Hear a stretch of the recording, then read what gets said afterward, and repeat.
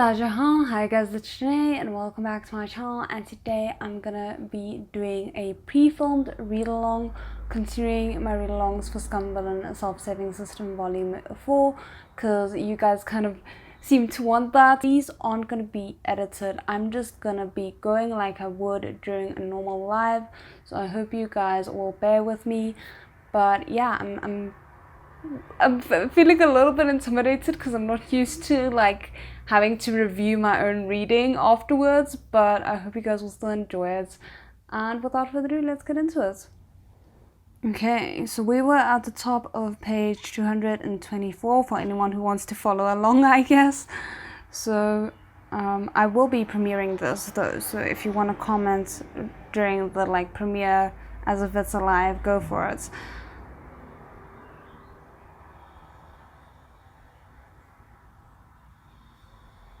Okay. In the original work, Binga was by Mo Jun's side during this acting. I'm gonna struggle not to like censor myself now. In the original work, Binga was by Mo Jun's side during this, acting the part of the wolf in sheep's clothing and lending him a hand along the way, then undercutting the Mo clan after Mo Jun ascended to the throne, as was only to be expected. But now Binga had hard off to shameless torment. But now Binga had hurried off to shamelessly torment his Shizun. I think I'm pronouncing that correctly, I'm not sure. Come on, how could he have the time to bother with this? So the person Mo Jun had brought to help him was Xiang Hua's useless as self. Xiang Xinhua despairingly pulled his own hair. My king, you, what did you bring me for? I can't lift a hand, I can't carry your burden. How am I qualified to protect you? For this sort of life and death situation, you should obviously find a trusted confidant, your most impressive ally. The fact that that's basically implying that that's exactly what Mo Jun views him as is saying a lot.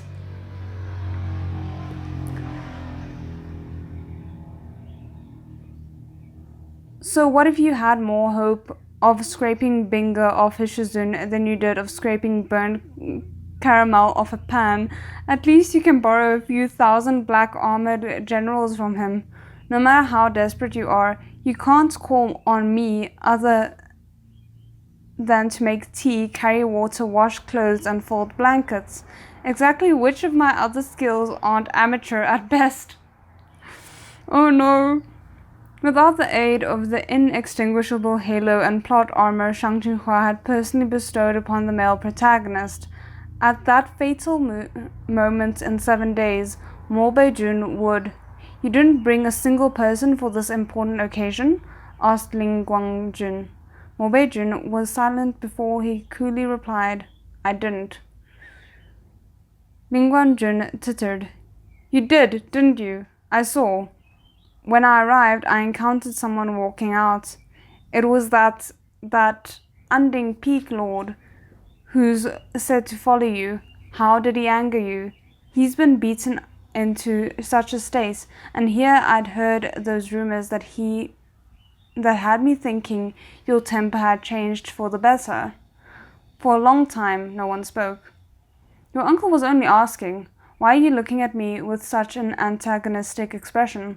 Ling Guang Jun's voice was all smiles again. I want you to leave, Mo Jun said bluntly. You're hurting this demon's feelings. Unfortunately, our clan has no rules to prevent others from observing the succession ceremony. What's more, I am your father's younger brother. If not for you, the one standing here today waiting for the inheritance would certainly be me. I mean, if that's not a threat in and of itself. Mo Jun seemed to know he wouldn't be able to drive Ling Guang Jun away, and he said no more on the topic. Ling Guang Jun, on the other hand, was immensely pleased with himself. He didn't check his mirth in the slightest. Ah, you've grown up, and you're going to be a lord now. You really have changed. You were much cuter when you were young. At these familiar lines, Shang Qinghua anxiously wiped the sweat from his forehead, feeling a bit ashamed that he had written such a shameless character. This uncle even had the face to bring up Mo Jun's childhood. Mo Jun had lost his mother very young, and the person to whom he had most closely stuck in his youth was precisely this youngest uncle, who wasn't much older than him. However, because of some conflict and emotional dispute between the older generation of brothers, Ling Guang Jun hadn't quite been able to begin liking the nephew of his. One time, when the other demons weren't paying attention, Ling Guang Jun had coaxed this obedient little nephew out of the gates and thrown him into the human realm. He let a mob of cultivated thugs give chase to the little demon, who hadn't understood a thing and lost his head out of fear, falling every few steps as he fled. Those thugs had frantically hunted him down for days and days. Yeesh, that is awful. At the time, developmentally speaking, Mo Jun had been roughly equivalent to a human 4-year-old child. If after about 10 days his dad hadn't suddenly realized that his son hadn't been following his younger brother around for quite some time and hadn't casually made a few inquiries, Mo Jun might have been locked up in the Huanhua Palace water prison until he simply died of fright. To a demon of that age, being surrounded by a shouting crowd of humans was like being surrounded by flesh-eating, blood-drinking monsters. Imagine a human 4-year-old child getting captured and imprisoned in a nest of demons.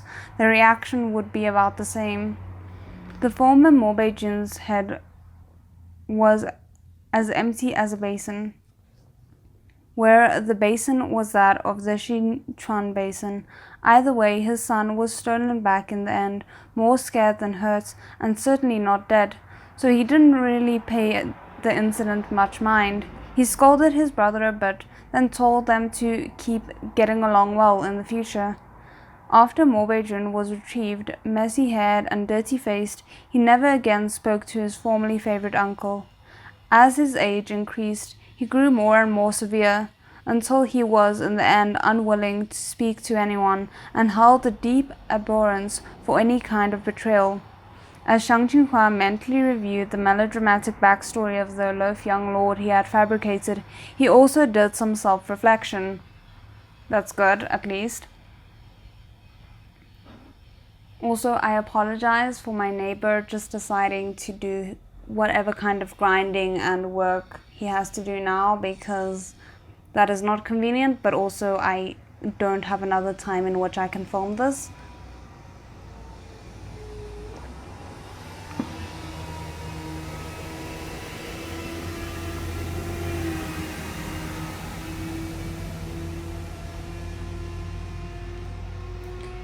He mainly reflected on whether the demon race's cold and apathetic nature, which he had himself established, had been too inhumane.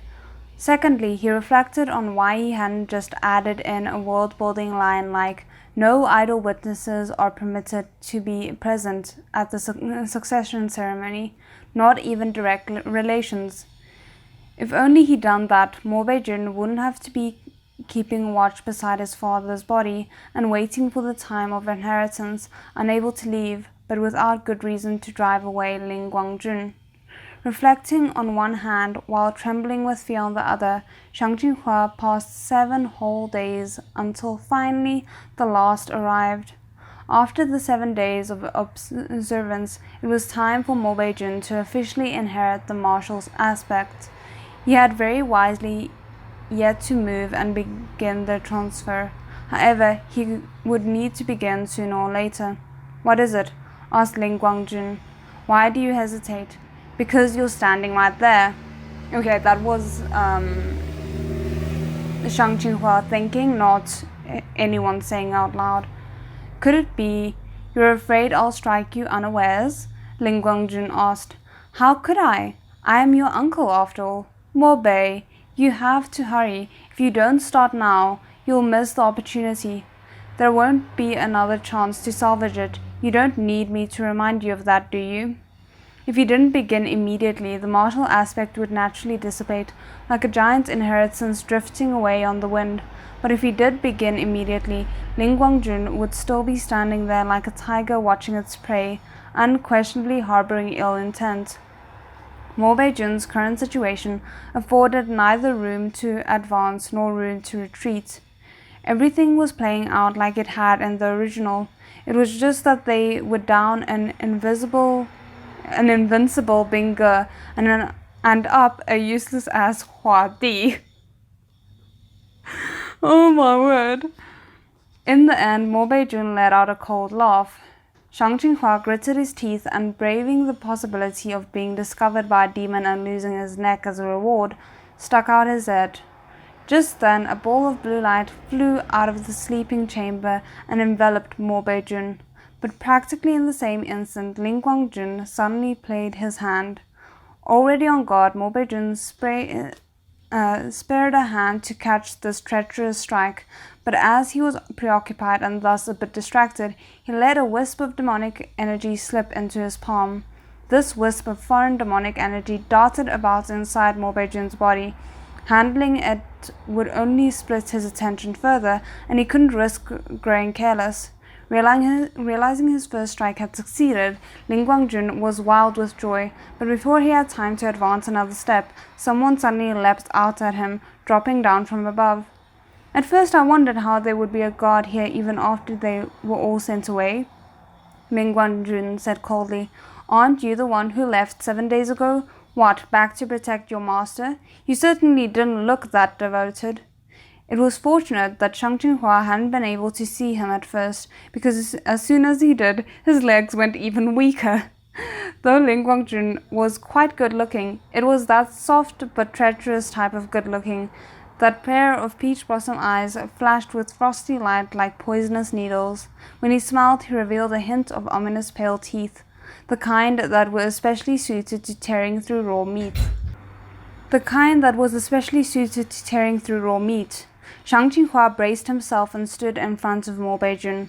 "First, who said I came back to protect my master? Second, who told you he was my master? Then why are you standing in my way right now?" Ling Guang Jun asked. "I'm kicking him while he's down," Shang Qinghua said forcefully as he continued running his mouth. He pointed a shaky hand at his own face. "Take a look. He beat me into this sorry state. This nephew of yours really has a temper." Behind him, Mo Jun spat out a mouthful of blood. It was 100% a product of pure anger toward Shang Qinghua. "In all these years, the ribs I've broken could build another Maigor Ridge, and I could drown myself in the blood I've coughed up," Shang Qinghua lamented. "Devoted towards this kind of person, this kind of demon? Who the hell could be devoted? After how he treated me, if I, Shang Qinghua, could suffer in silence and swallow my anger without retaliation, how could I call myself the Unding Peak Lord?" As Shang Qinghua said this, he absolutely didn't dare turn back to see Mo Jun's expression. His back was about to freeze over. Ling Guang Jun laughed out loud. "Mo Jun, do you hear this? I actually feel bad for you. You're doomed to be sold out and betrayed. How can I command the Mo clan like this? If we really let you succeed the throne with your disposition, wouldn't our clan forever be on the edge of collapse? You should listen to your uncle and relax and hand the important matters to me. Why don't you just go?" On the verge of achieving his cherished dream of many years, Ling Guang Jun was in a magnanimous mood. He turned to Shang Qinghua and asked generously, "And how do you plan to kick him while he's down?" With a chortle, Shang Qinghua activated a fire spell and flung it behind him. A burst of sizzling heat hit Ling Guang Jun directly in the face, and a red light danced madly before his eyes. The icy Mo clan loathed flame more than anything, especially this flame, which appeared not to be mundane flame, but a flame that Shang Qinghua had shamelessly asked Shen Qingque to make for him from a few grains of black sun tinder. A few grains of fear were mixed in with Ling Guang Jun's loathing. He swiftly retreated and covered his face, somewhat astonished. "I had no idea that the stupid and cowardly unending peak lord of rumor was actually such a ruthless character, he thought. I heard that Mo Jun was quite good to him. Who would have imagined that this guy was silently enduring it all for so many years? And the moment he played his hand, he was so vicious, using immortal flame to burn Mo Jun alive. It wouldn't be a simple death either. This fire would probably burn him straight to the ashes. If Xiang had used the spell on Ling Guang Jun at that moment, he would also be in quite a sorry state. He shuddered to think that the human might still have a few grains of that fearsome tinder, but whether he had them or not, Mo Jun had no hope of survival. However, once Ling Guang Jun was certain in his calculations and straightened his posture to look, he was instantly enraged. Mo Jun hadn't been devoured by the raging inferno. Instead, he was shielded between clusters of flames. At that moment, Xiang hadn't thrown his handful of tinder onto Mo Jun's body. He had drawn a large circle of approximately 10 square meters around him. The leaping and dancing black sun immortal fire encircled the two within. Though Mo Jun couldn't exit the circle, neither could Ling Guang Jun enter. If he attempted a long-distance attack, the fire would melt his ice spells. When he examined it again, this didn't look like an attack spell at all, but rather a protective circle. As he realized that he had been tricked, Ling Guang Jun's face darkened. The vicious demonic energy that Ling Guang Jun had slapped into Mo Jun was still running rampant through his entire body and causing him trouble.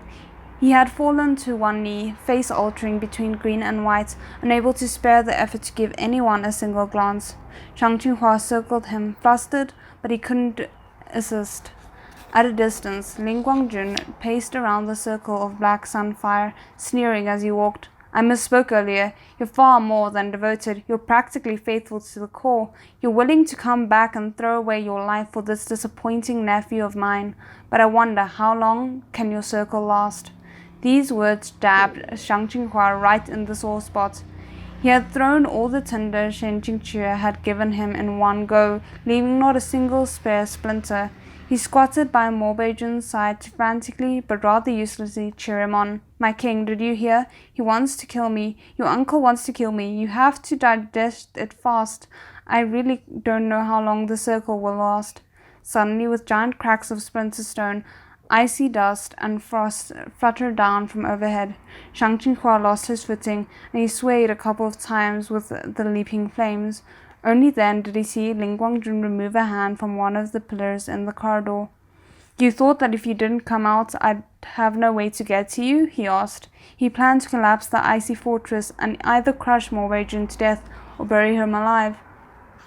But wouldn't he then lose the ability to obtain that power that they were talking about? But also, I just quickly want to show you guys, because I kind of forgot for a second, this absolutely stunning illustration. It is genuinely glorious. And I can't believe we actually have Xiang Mo. Is that the right ship name? MOSHANG? I'm not sure, I can't remember. But as an actual ship in this, like, you can't tell me otherwise.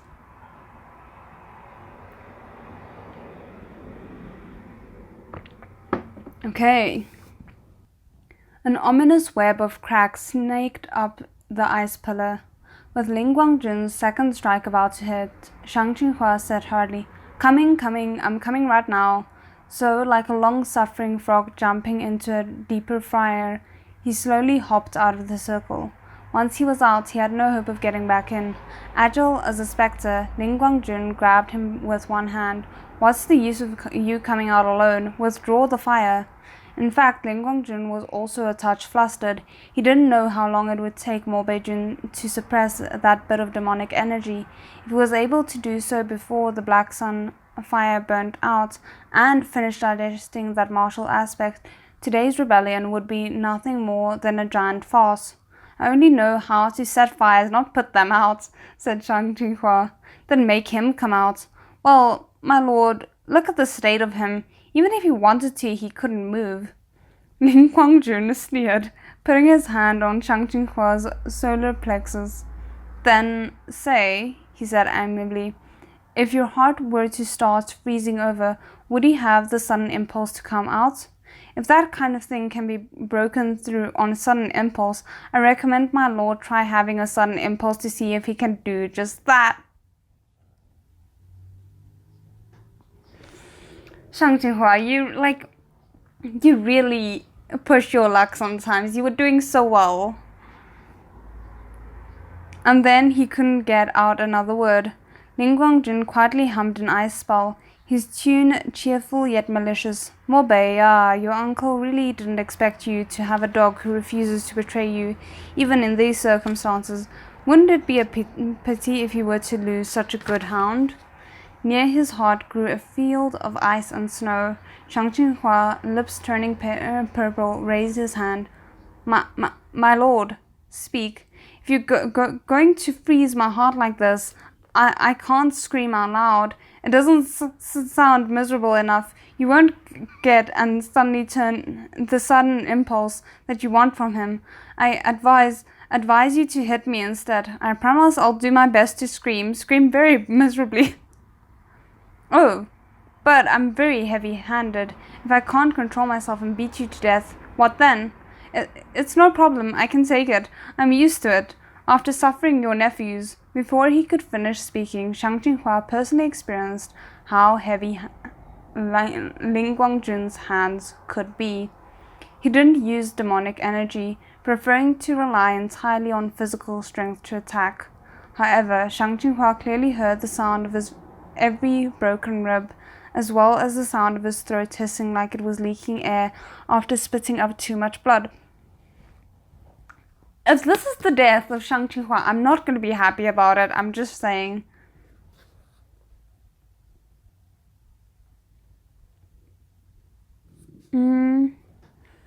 As his back teeth started to faintly loosen, Shang Qinghua decided that compared to his uncle and other demons, Mo Jun was freaking gentle, even amiable, practically a little angel.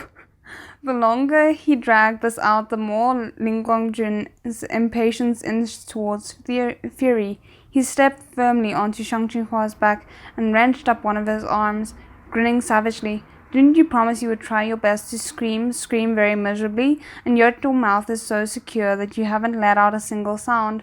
This position had some extremely bad association for Shang Qinghua. He hardly spat out the bubble of warm blood held in his mouth and screamed with great sincerity. Ling Guang Jun, Not bad, it's a pity, but that's still not miserable enough. I'll help you out. From Shang Qinghua's shoulder came the terrible pain of flesh and tendons ripping. No, I cannot have Shang Qinghua experiencing like Shen Qingque 2.0. This is not happening.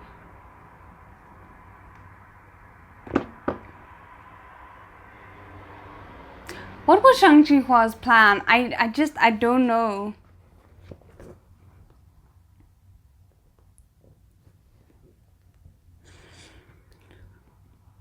Okay. He opened his mouth, letting fear drown him, but he found he couldn't make a single sound. Yet this pain didn't develop into an unsalvageable outcome. Suddenly the arm that had been yanked behind him drooped limply down. A corner of deep blue robe flapped in front of him, its collar billowing with wind and snow.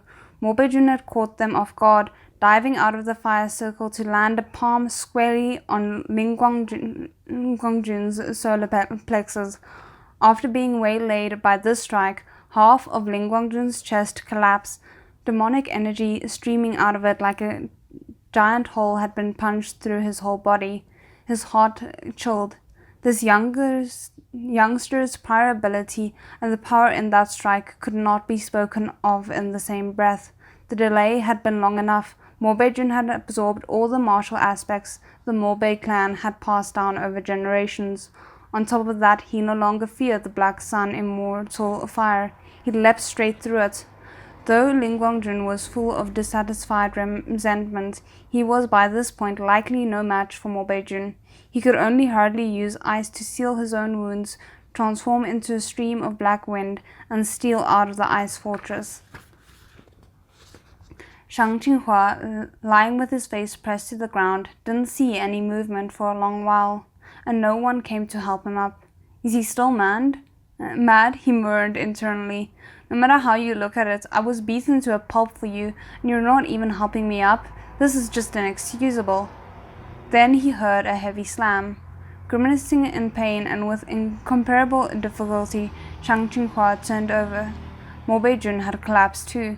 Two figures, fallen in different postures besides a raging circle of fire, laying quietly, collapsed like dead NPCs.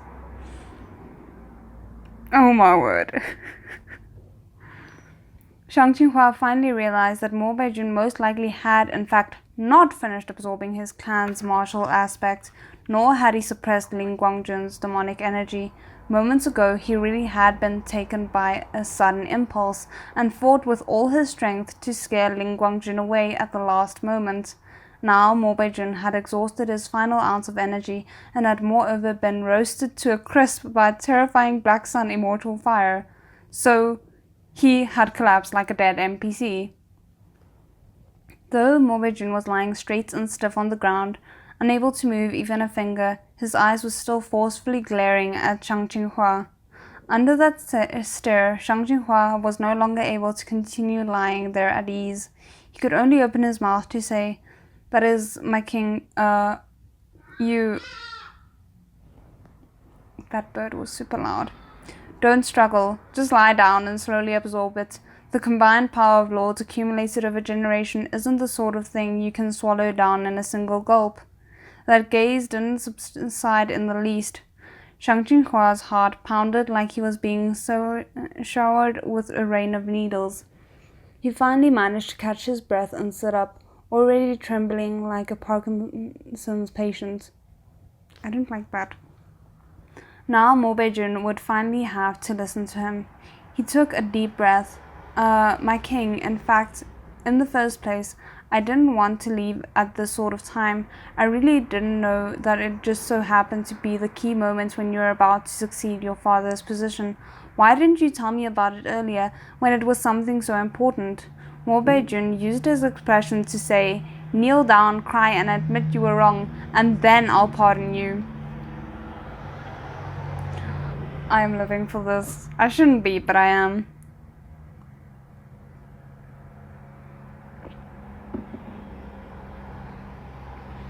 The corner of Xiang Qinghua's mouth twitched. "To tell you the truth, you shouldn't have brought me," he continued. "I can't do anything at all. I can barely serve as a punching bag for you to beat up from time to time. You saw me just then. I was thrashing this badly, and I only brought you a bit of time. But you seriously injured your uncle, and you probably won't dare to come back again. You're almost done digesting it, right? So I'll just leave first." Mo Jun's expression had eased a bit, but upon hearing this last sentence, cold light beamed from his eyes. "You're still leaving? You dare?" Having suddenly been bellowed at and still hurting from head to toe, Xiang Qinghua was overcome with rage. He slapped the ground and yelled, "What, don't I dare?" You guys are terrible at communication, oh my word. As one would expect, this strike couldn't scare Mo Jun, and it only made his own shoulder and arm explode with pain while stars burst in his eyes. Either way, Mo Jun couldn't move a limb, and Xiang Qinghua grew bold in his fury, pointing at him. "I'll tell you the truth then. I've endured you for too long, you pampered, spoiled young master, you vile-tempered, demonic second gen." This was a monstrous degree of audacity. Mo Jun's face was full of disbelief, but Xiang Qinghua's many years of accumulated grievances continued to spew out in the moment with the power of an arcing rainbow. "You saw that I had a good temperament, that I was easy to push around, and also that my cultivation was lacking, so I was fun and satisfying to torment, right? You thought I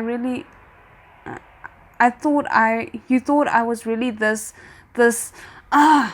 What are you looking at? You gonna argue with that? I'm your dad. Call me daddy. I'm just indulging you. Go on and try this with someone else, huh? Bingo would beat you to death, and the original flavor Shenxingqi would shade you to death." No one likes getting beat up every day, and no one would actually be all cheery after getting beat up every day. I'm not actually a dog. Even with a dog, if you kick it twice a day, given enough time, it'd learn not to bother with you anymore. Mo Jun said, "Do you want to die?" Under the circumstances, the intimidation factor of these words had suffered a huge loss in value. "I don't," said Xiang Jinghua. "Not only do I dare leave, I dare do other things. Would you believe it? This Peak Lord will, right here, right now, beat you back for every time you beat him before." "You," Mo Jun said angrily. You what? You dare? Again? I tell you what, right now, I really do dare. Come at me."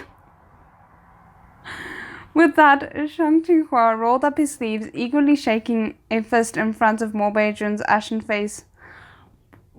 "You're like lying there as well, aren't you? I don't think you're being as threatening as you think you are."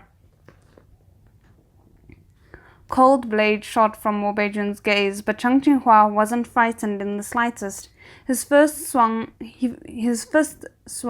in a strike straight towards Mo Jun's head. On instinct, Mo Jun averted his face, only to feel the skin of his cheek tighten. It was a very unfamiliar feeling, a bit itchy, a little bit painful, but entirely not the expected strike. Two of Xiang Jinghua's fingers had pinched his cheek on one side and forcefully pulled. "How's that? Does that hurt?"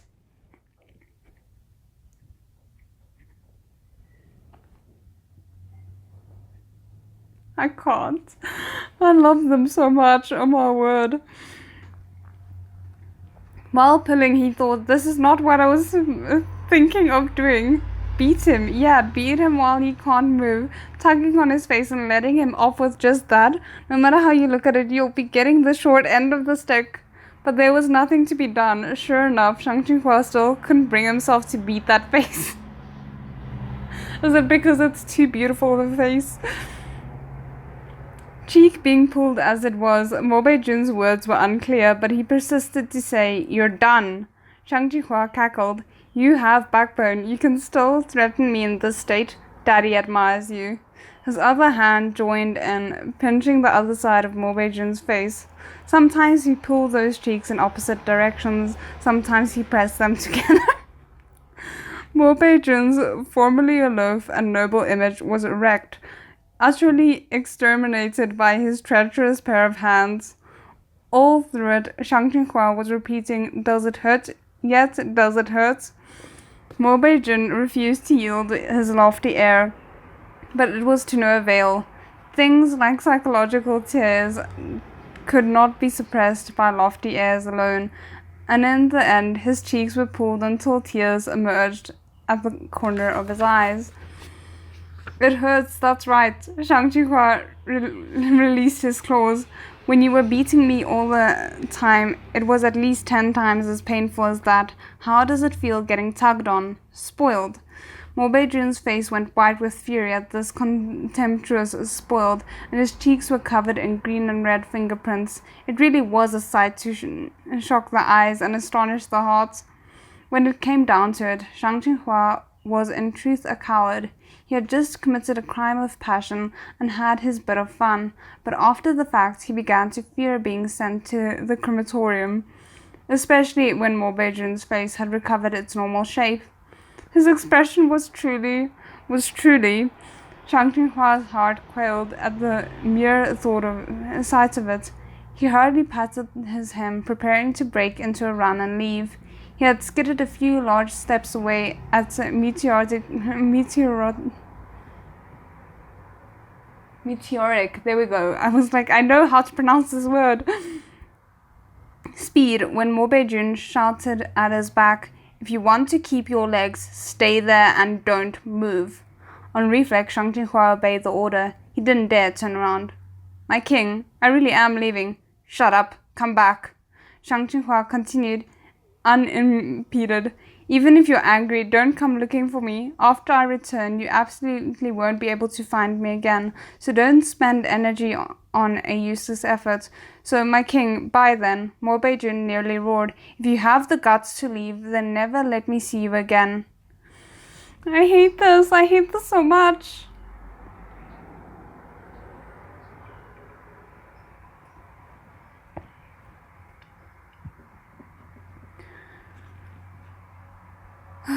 Shang Jinhua turned a deaf ear. After a few steps, he added one more line. I was very happy to meet you, really. You're even cooler than I imagined.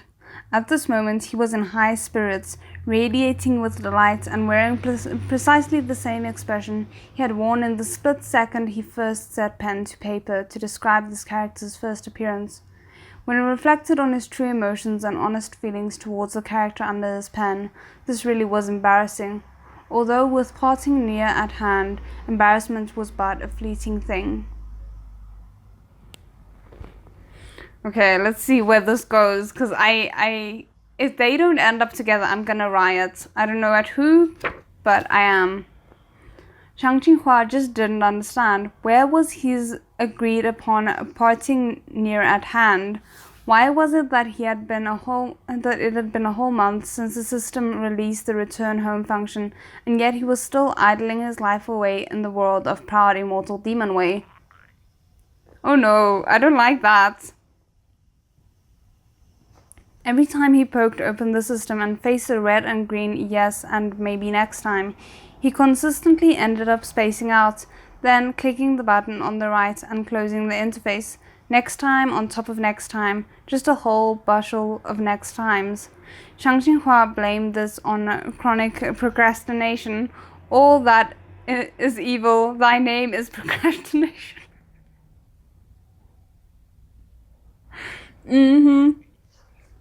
That's definitely it. He didn't dare return to Tangchong Mountain for the time being. He didn't know if Mo Jun was angry enough to go to Anding Peak to head him off, but half of his savings was stashed in a cave in Anding Peak, and the other half was in Mo Jun's official residence on the northern border. So this past month, though Shang Jinhua looked at ease, he had actually been living frugally, dining on the wind and lodging under the open skies. If not for the bit of spiritual energy he had to depend on, there wouldn't have been much difference between him and a common vagrant. After wandering for nearly a month, he unexpectedly ran into a certain master-disciple pair while they were enjoying a leisurely scenic tour around the world. After realizing who they were, Shang Jinhua couldn't resist rubbing his eyes. After a minute, he finally confirmed that the young man in plain cotton clothes, still dignified of the comportment while carrying a fishing rod and hefting a basket of fish, was Lo Bingge. Oh my word. And after another half a minute, he confirmed that the other, who persisted in putting on his poser act of refined immortal airs to the very end, even while carrying boxes of food to deliver his own meal, was Immortal Master Shin, Peak Lord Shin, Shen Qingque. Not me pronouncing it two different ways, oh my word. Okay, anyway. You're here doing this cheerful, romantic cottagecore roleplay while you just left Mo Jun alone in the demon realm and made me force myself to step up. How tragic. My fate. Grumbling to himself was one thing, but how could he put it? Seeing these two still made him very happy, especially because he hadn't eaten for a full meal for days.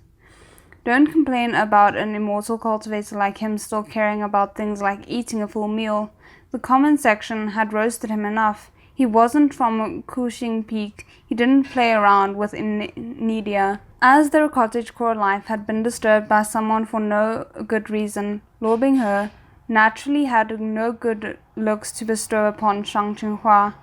On Shen Jingque's behalf, he wouldn't show it on his face, but when, after exchanging a few greetings, Shen Jingque told him to go sit down inside, Binghe's expression still darkened. These two had, quite sentimentally, built a small bamboo house in a location between jade waters and green mountains. Ah, that's cool. The longer Shang Jinhua sat, the more he felt that these two really were quite well off. As he lounged on a rattan chair, he said, "The house isn't bad." Shen Jingque waved his fan. "Why don't you consider who built it? Could it be bad?" Shang Jinhua thickened his face, shameless. "Your days truly have been much more comfortable than mine. Would it be possible to let me catch a whiff of Cucumber Bro's fortune and enjoy a touch of this carefree life for a while?" It's most unfortunate, but you've come at a bad time. We were just about to eat. You're too kind. Arriving early can't beat arriving on time. I see you came at just the right one. I'll see how your food is." With that, he rose and walked to the door of what he suspected was the kitchen, where he lifted the curtain. Luo Binghe, wearing a light black robe, his sleeves rolled high and expression severe, was currently silently kneading dough. He was all grim concentration, with two patches of white on his face. Patches of white on his face, and a bit of flour on his eyelashes. Like what he was pinching and pulling in his hands wasn't a ball of dough, but a scroll containing his grand ambitions to unite all the realms. No. Xiang Qinghua felt like his guts were splitting open in dismay. The protagonist he had created, the Binghe, who emanated pure tyranny as he conquered the multitudes of stallion male protags. He was kneading dough, making noodles ad infinitum. This really was an indescribable fright. Xiang Qinghua silently retreated in defeat. He sat at the table and reached out to find a cup of tea to drink and drown that fright. But it was fished back by Shen Jingque. Mine. Xiang Qinghua's heart was still palpitating. "Do you have a second cup in this house? What's wrong with letting me use it?" Shen Jingque pointed at the kitchen. "You well know that there isn't a second cup, so it's also his." Xiang Qinghua was silent. "You dare to use it? If you would, I'll give it to you." Xiang Qinghua's hands changed from pulling to pushing. "Your honor can have it all to himself. Unfortunately, I cannot partake." Binghe continued to cook while the two chatted about this and that. After listening to Xiang Qinghua relay the tale about the emergency at Morbei clan's ice fortress, Shen Jingque expressed his doubts. "Really? Just like that? What reason would I have to trick you about that sort of thing?" Xiang Qinghua asked. "And what do you mean, just like that? My dignity was at stake. Of course I couldn't stay any longer." "That's not wrong, per se," Shen Jingque thought, then said, "but you never seemed like that sort of person." "What sort of person?" "The kind who would care all that much about dignity," Shen Jingque said amiably.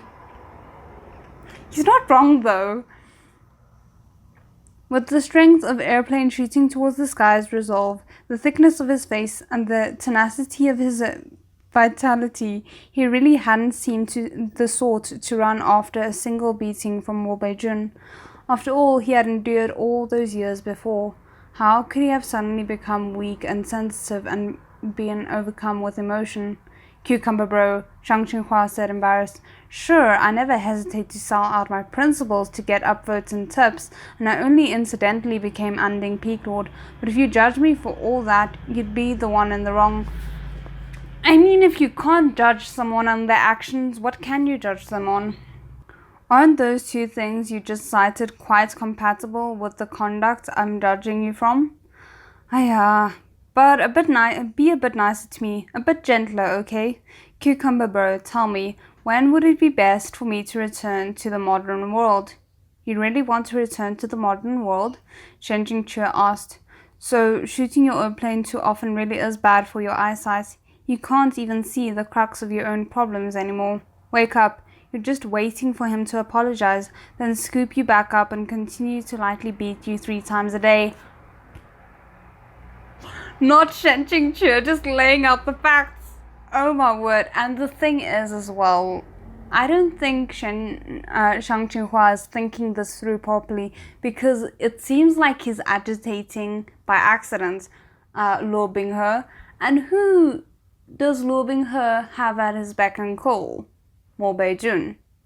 So he can just like quickly drop a demonic message to Mo Jun and be like, "Can you come and pick up your devoted follower?" And then he's gonna know exactly where you are. Maybe I'm hoping for too much. Before they had finished chatting, the meal was served. Luo Binghe carried over 2 bowls of noodles. white noodles with red broth, fresh and oily chopped green onions, and topped off with a pile of tender slices of meat. The presentation was unspeakably exquisite, but Shang Qinghua wouldn't get grabby. Without even needing Bingo to open his mouth and say it, Shang Qinghua required only a seemingly nonchalant glance to understand that there was no portion for him. Shen Qingque sighed. See, I told you it was a bad time. After all, this was the food Bingo had made with his own hands. Not just anyone had the right to eat it. Shang Qinghua didn't have anything to say, and he shrank to the corner of the table to pitifully watch the pair across from him split their chopsticks. Later, when Shen Qingque finally couldn't stand to watch anymore, he put a piece of meat in Luo Binghe's bowl while holding back a smile, and finally lent him some mercy. Forget it. No more teasing. Your shushu has been pitiful enough recently. Don't bully him anymore.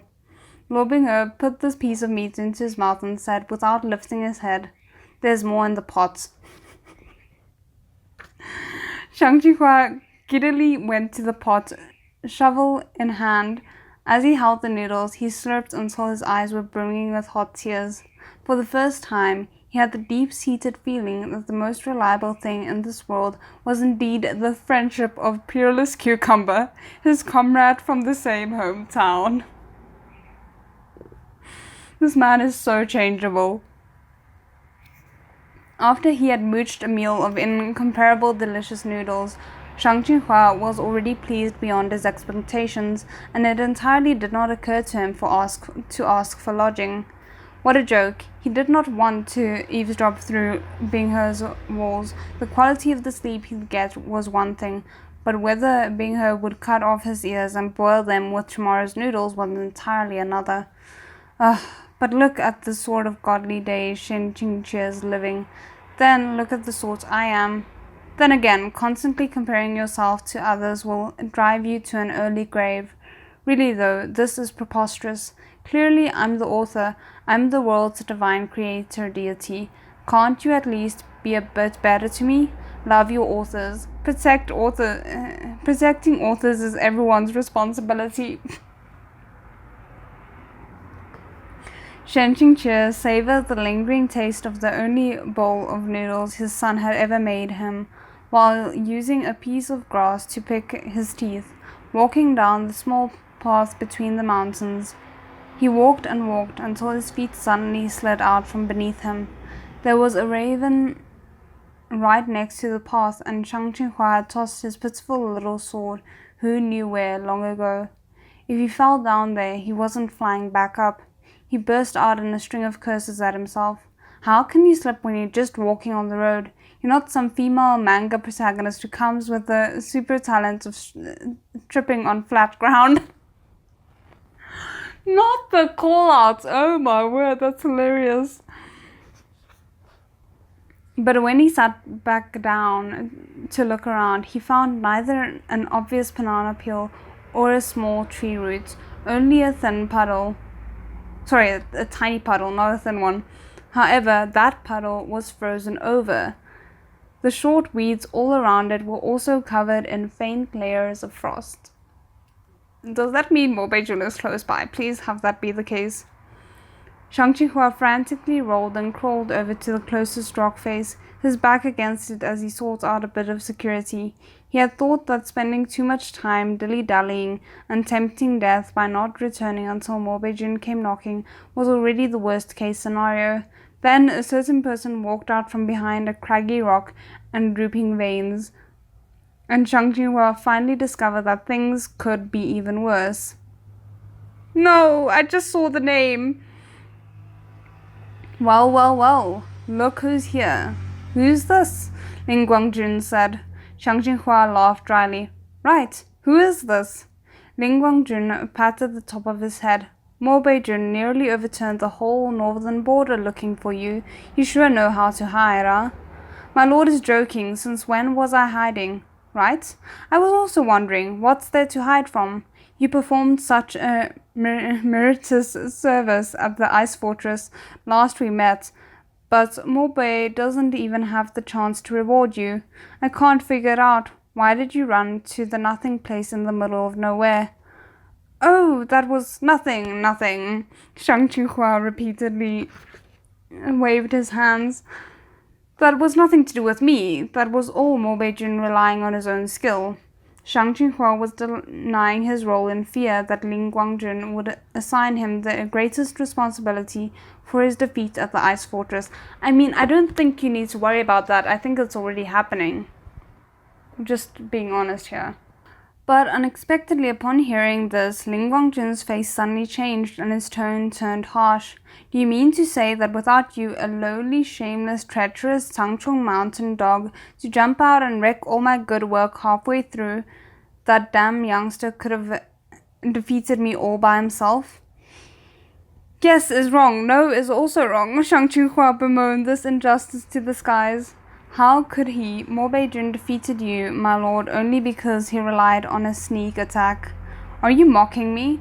Xiang Qinghua couldn't immediately respond. When he thought about it, oh right, the one who had performed the first sneak attack had clearly been Ling Guang Jun himself. The wind had blown his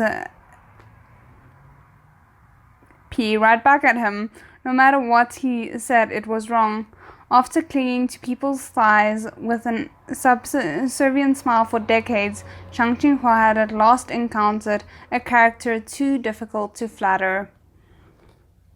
I feel like that is fair punishment for you abandoning your husband or future husband because of, what was it, embarrassment? I don't even know. Like, it baffles me. He shut his mouth, a mournful look on his face. Ling Guang Jun sneered. That little Mo certainly never could have imagined I would just casually run into the person he expended all his energy on finding to no avail. So I must use you well. My lord, if you want to catch me and use me to threaten Mo Jun, it's completely useless, Xiang Qinghua said hurriedly. I'll tell you the truth about why I ran away. In fact, at the fortress, while he couldn't move, I couldn't resist beating him up. And you know that damn temper of his. With that kind of opportunity, it would be hard not to hit him, right? But after there was nothing I could do, I was afraid he would retaliate, so I just ran. He's probably only looking for me because he wants to beat me in return. I don't have a mote of value in his eyes. At most, I'm a convenient attendant and a punching bag. Ling Guang Jun paused, then said impatiently, Why are you telling me all this? Do I look like the type of demon who'd do such a shameless thing? It's hard to say. You weren't exactly upstanding when you sneak attacked Mo Jun, Shen Qingque said sincerely. Okay, that part he didn't say. He thought that he's about to say something sincerely. Xiang Qinghua said sincerely, You don't. Then do I look the type of demon to be that patient? That I don't know. Then, my lord, how do you want to use me? How will I use you? Ling Guang Jun laughed. By killing you to vent my anger. Was that so very hard to understand? This is not good. I am stressed. Xiang Qinghua froze. That's not necessary. You'd just be wasting your resources, my lord. You can probably use me to threaten Mo Jun or whatever. What a pity it would be to simply kill me. I don't have a motive value in his eyes. At most, I'm a convenience attendant. I'm a punching bag. Who said that again? Humans have a saying, modesty is a virtue. Before he had finished the word virtue, Xiang Qinghua threw out his hand, yelling, Behold my black sun, immortal fire!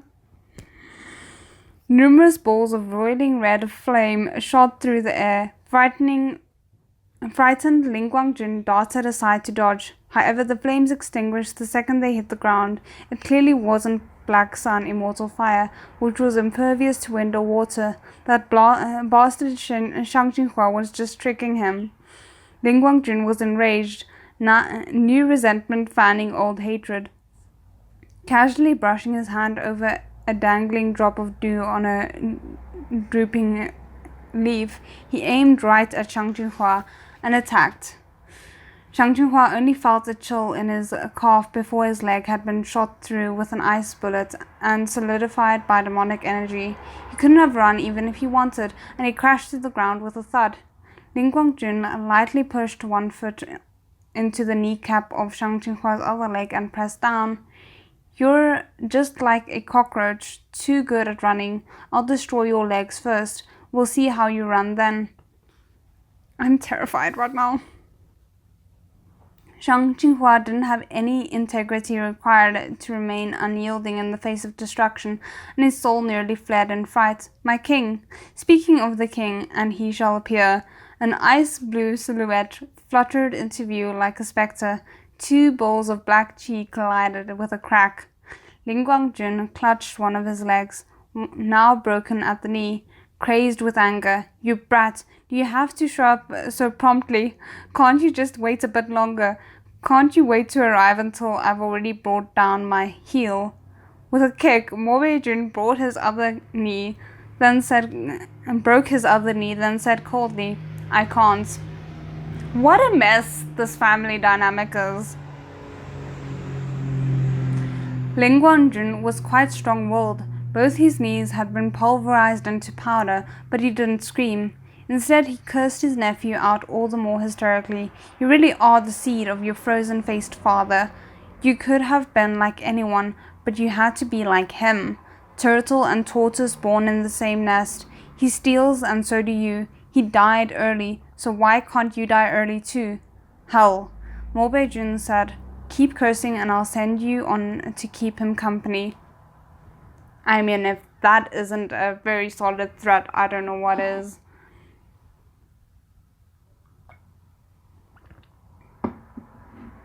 Okay. Where are we now?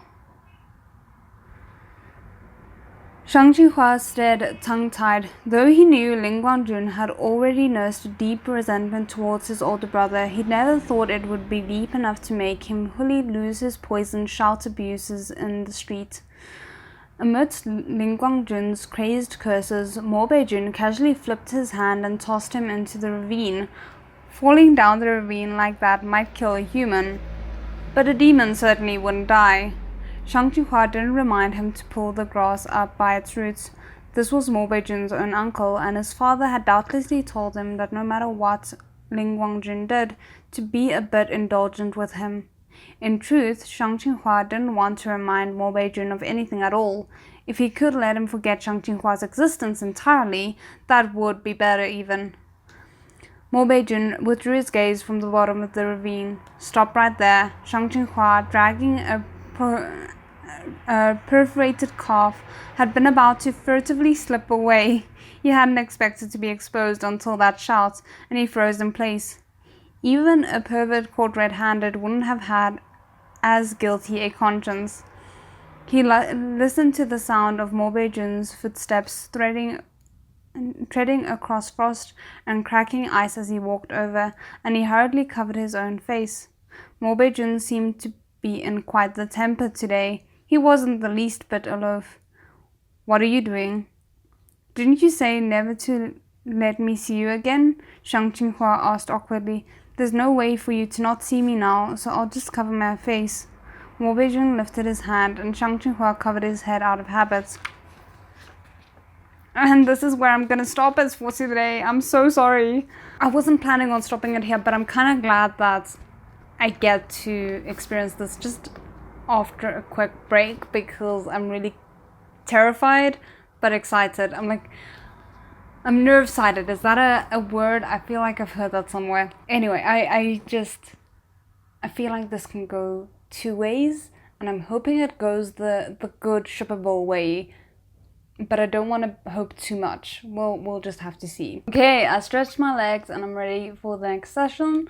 But yeah, we left off on a pretty exciting moment where Mo Jun might or might not confess his feelings. I'm hoping for that, but I think with their communication style, I shouldn't really be hoping for anything. We will just have to see. Okay, we were on page 252 for anyone who is interested in following along with their own novels. But yeah. Silence. Mo Jun separated his own two arms and straightened them at the end of his patience. If you let me see you do this sort of thing again, you won't be keeping your hands. There was just a hint Oh, okay, hold on. Sorry, I made a mistake. Let's try that again. Mo Jun separated his two arms and straightened them at the ends of his patience. If you let me see you do this sort of thing again, you won't be keeping your hands. There was just a hint of teeth-gnashing fury in his tone. Xiang Jinhua reflexively wanted to cover his head again, but he managed to choke it down for the sake of this pair of hands, which had toiled so heroically as they typed on his keyboard. I'm gonna say I'm toiling heroically the next time I go for a writing session. That sounds very much more interesting. Struggling to hold it all in, he began to shake and shake. He shook until Mo Jun said, "Am I that frightening?" Actually, not really, said Xiang Jinhua. It's just that I always feel like you're going to knock me around a bit, my king. Before the hitting or kicking, it was whatever, but now that you've officially succeeded to the throne, your cultivation cannot be compared to what it once was. You could make raging waves beat the shore or send stones flying to pierce the clouds with a single strike. I'm afraid I couldn't endure even a few of your hits. Shut up, said Mo Jun. Follow me. Come. Xiang Jinhua threw caution to the wind and firmly threw himself onto the stone wall like a lizard. I won't come. No, I want to leave. I want to return to my old home. If I let you hit me back, then will you not go? Mo Jun asked. Especially if I stay to let you beat me up 3 times every day, I might as well. What? Hit him back? Let me hit him back? Mo Jun is willing to let me hit him? In order to stop me from leaving, Mo Jun is willing to let me hit back? This staircase of words circled through Xiang Jinhua's thoroughly shocked brain again and again. Mo Jun lifted his chin, stiff and unmoving, emitting a bold aura of "hit me however you like, I won't retaliate." Nevertheless, he kept sneakily glancing at Xiang Jinhua out of the corner of his eye. This man is so in love, or I suppose this demon is so in love with you, and you cannot convince me otherwise. When Mo Jun didn't see him move even after a while, he seemed to suddenly grow happy. Although when he was happy, the only sign was that the tips of his eyebrows raised a touch higher. You're not going to do it? He asked. Time's up. Fine, I won't let you hit me. Let's go. Wait a minute, I didn't say I wouldn't do it, thought Xiang Jinhua. There was a time limit? Mo Jun, the tiny lift of his eyebrows hiding that extremely covert hint of pleasure, dragged Xiang Jinhua awake and broke into a run. Xiang Jinhua thereupon began to wail, Ow! That hurts! That hurts, my king! You take a look at me! Look at me!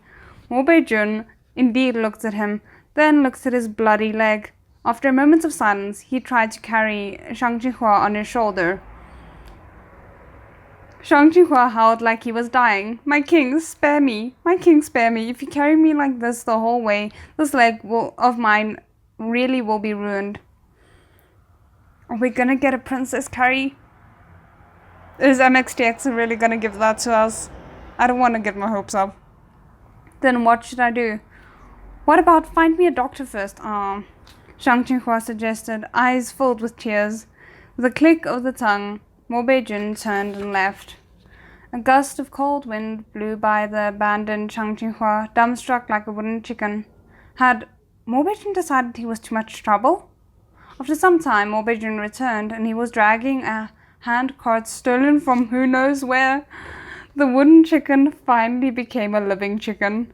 The oh-so-mighty second-in-command of the demon race, noble and aloof chief of the icy Morbei clan, lowered his dignified self to drag a broken-down handcart that completely clashed with his image. The scene was amazing.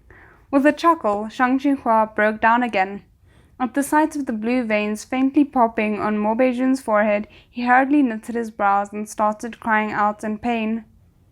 After he called to him a few times, Mo Jun scooped him up and settled him on top of the cart. Though he was sitting on a crooked and broken-down handcart, stolen off of the old horse in some farming family's courtyard, a cart that was probably only used to carry things like fodder. You technically used to be cannon fodder. firewood and slop buckets, Shang Qinghua still puffed up in self-satisfaction as he emitted a majestic aura. Those not in the know might even have thought that he was a scholar who, after 10 years of strenuous study, had achieved the status of Zhuangyuan, first in the imperial examinations, and been bequeathed a marriage match from the emperor himself, and that he was now out of the procession of drums and gongs to receive his bride. This really was the karmic cycle. The first time he had seen Mo Jun, he had used a hand... That is a very loud motorcycle. The first time he had seen Mo Jun, he had used a handcart just like this to ferry the unconscious demon to rent a room. For proof, a poem. 30 years the river flows east, 30 years the river flows west, back and forth the handcart goes. Next year it's my turn. Ha ha. Filled with a breezy, immortal air, Shang Qinghua declared, "I want to eat noodles." That bowl of noodles from Bingo really had been delicious, but it hadn't been enough. Bingo hadn't saved more than a couple of strands for him, so it hadn't satisfied. Said Mo Jun. "Pooled noodles," said Shang Qinghua. "Okay." Shang Qinghua, please don't push your luck. I'm worried about you, okay? Having won an inch, Shang Qinghua asked for a mile. "You make them." The handcart abruptly halted, and Mo Jun stopped in place. A faint cold of unknown origin drifted over. Shang Qinghua was instantly terrified, and he contorted his face into a subservient expression. I'll make them, of course I'll be making them. I was just joking. Huh. Oh, alas, fantasy was so abundant, but reality was so wanting. After a while, the handcart wheels slowly began to turn again. Mo Jun, in front, said without turning back, "I'll make them." Silence. What had he said? He said he'd make them? Who was this? Mo Jun? And he was going to do what? Make pooled noodles? This Mo Jun, who was willing to let Shang Qinghua hit back and willing to make him noodles, had the stars aligned. He was striking it rich today. I'm just scared he's gonna take it for granted. Shang Qinghua made a decision. He was going to take up his old profession again. The pen name Airplane Shooting Towards the Sky was going to rush boldly back into the fray. But what should he write? Shang Qinghua slapped his thigh as he'd heard it. Sleeping Willow Flowers 81% discounted regrets of Chunshan was selling like hotcakes. Then he'd just go with the flow and write. Though he himself was upright without compare, where there were readers, there was a marker. Definitely upright without compare.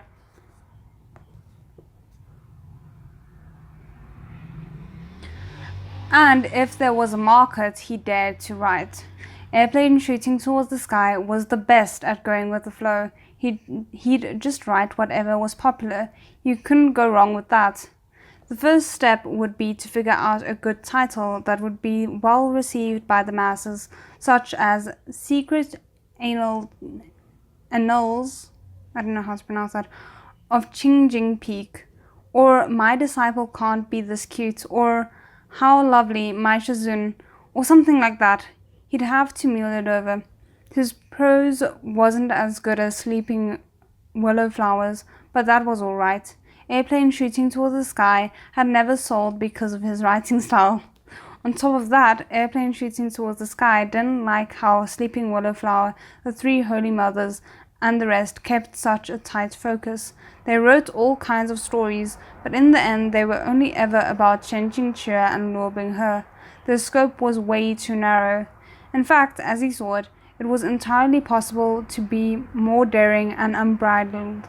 For example, if you were calling it Regrets of Chunshan, why limit yourself to one couple?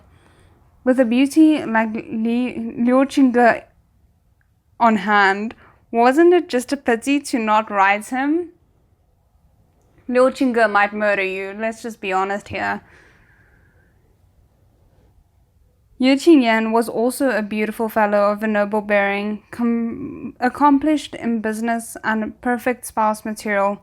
As for Mu Shidi and Wei Shishong, both were basically idols in the eyes of the world. If you wrote a free-for-all sex scene and threw them into an orgy, you wouldn't have to worry that no one would read it. Shang Qinghua, you're walking very dangerous paths right now, I feel.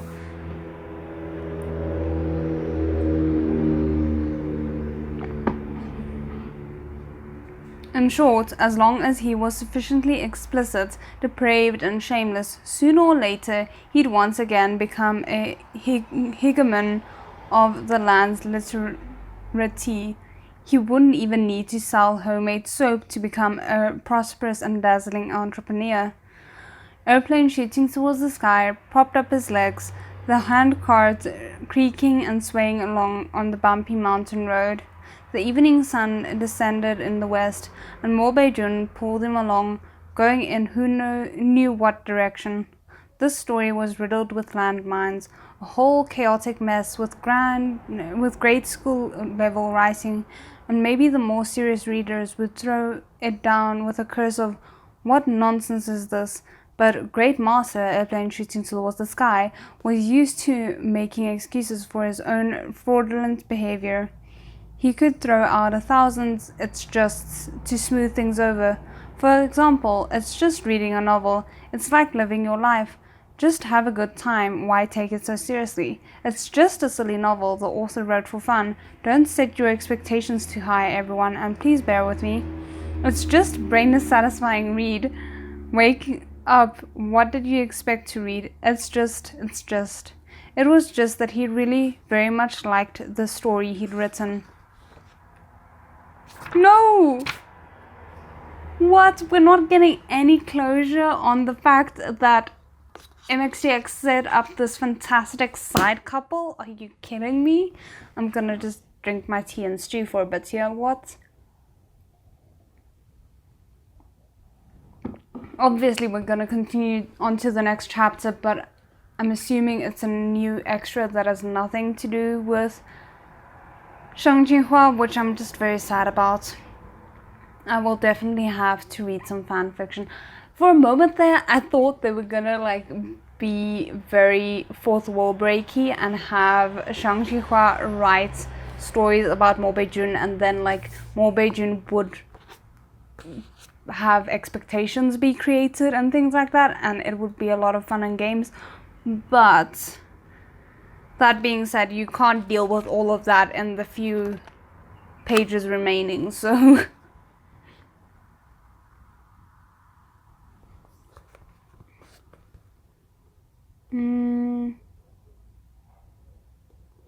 Okay. Chapter 27, Deep Dream. After lying down to sleep, Shen Qingque opened his eyes to find himself in a different place. This wasn't his first time experiencing such a situation, so he wasn't flustered. He knew that he must have again entered Luo Binghe's dream realm. After drifting about for a while, he lightly landed on the ground. With every brush of his foot, he propelled himself forward, as if traveling in a wind and stepping upon willows. Resplendent jade and gold glittered all around him, the decor magnificent and extravagant. Plus, one of the corridors looked incredibly familiar. This was 100% Wanhua Palace. He walked down that corridor, and at the end found Wanhua Palace's main palace and assembly hall. In the past, Luo Binghe himself would have been waiting for him within the dream realm for a while now, but this time Shen Qingque didn't see him. That was strange. There was someone in the assembly hall. When Shen Qingque looked at that back, he found it familiar too. When he looked again from up close, he found it quite strange. "Moshdi?" he asked, stunned. The Muqing Fan solemnly standing in the hall was an illusion born from Luo Binghe's memories, so naturally he didn't hear Shen Qingque. This junior of his had always possessed a mild temper, But as Mo Jun stood in the center of the assembly hall, his expression was devoid of any goodwill. Shen Qingque recalled what the Zhang He rumors had said, that not long after he'd played dead and escaped, Luo Binghe had kidnapped Mo Jun to Huanhua Palace and demanded that he heal Shen Qingque. The scene must have occurred during that period. A black shadow passed soundlessly by him, and Luo Binghe's voice said, Mu Xiansheng. This Luo Binghe's eyes held no trace of Shen Qingque's reflection, and he was entirely unaware of Shen Qingque's presence. So this also wasn't Luo Binghe's real self, but rather a memory. Shen Qingque was a little puzzled. Had he drifted into a part of the dream realm that even the real Luo Binghe couldn't control? Neither the way in which Luo Binghe addressed him nor his attitude could be considered disrespectful, so Mo Jun replied, Your distinguished self addresses me as Mu Xiansheng. Does that mean you recognize yourself as belonging to Tangchong Mountain, or do you not? Does it matter how I recognize myself? Luo Binghe asked. If you don't recognize yourself as such, then why do you still address Shen Shishong as Shizun? And if you do not recognize yourself as such, you should call me Shishu. Moreover, why did you harm Tangchong Mountain's disciples to forcibly bring me here? I have asked Mu Xiansheng to come so that he may take a look at my Shizun. Mo Jun smiled. Shen Shishong self-detonated before everyone's eyes in Huayu City and perished, devoid of any spiritual energy. I'm afraid that at this point, even his corpse will have long since festered and decayed. This Mu already knows that there is no way to bring people back to life. Oh, this is gonna be another difficult chapter. I have to say, I'm so happy we got the chapter with Shang Qinghua, because I think that was the most carefree chapter that we had, and it's not that there weren't moments that were very grim, but still overall the entire feel of it was lighter. As Shen Qingque listened to this exchange of questions and answers, he broke out in a cold sweat. Mo Jun personality wasn't like that of Qi Qingqi or Liu Qingge, who couldn't tolerate the slightest offense and would explode at the smallest thing, but his replies in the moment weren't very pleasant. Though Shen Qingque knew that everything would turn out all right, he couldn't help tensing in fear for Mo Jun, afraid that he would infuriate Luo Binghe and bring some unnecessary suffering upon himself. Luckily, Luo Binghe was unmoved. I only asked that Mu Xiansheng take a look, he said coldly. As he was now under Luo Binghe's control, Mo Jun could only allow a group of yellow-robed disciples to escort him to Huanhua Pavilion. The frigid air within Huanhua Pavilion cut to the bone. As the two of them crossed over the threshold, one in the front and the other in the back, the great doors immediately shut behind them. Shen Qingque stole in right on their heels. Luo Binghe lifted a gauzy curtain over the sitting platform, tying it back. Mo Jun bent over for his examination. Shen Qingque also wanted to head over for a look, but unfortunately, Mo Jun practically sprang upright straight away, dropping the curtain and blocking Shen Qingque's line of sight as his face twisted a little. What method did you use to preserve his body? Mo Jun asked. Mu Xiansheng is the Chen Cao Peak Lord, Luo Binghe said, very lightly. You know better than I how to preserve a fleshy body without destroying it. Do I want to know? After a long pause, Mo Jun original attitude of indirect refusal to cooperate finally collapsed.